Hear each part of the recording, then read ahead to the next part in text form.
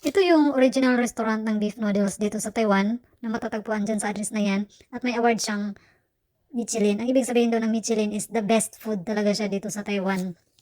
At alam nyo ba guys na dinadayo to ng mga foreigners and vloggers dahil sa kakaibang lasa niya guys. At itong picture na to symbolizes beef daw.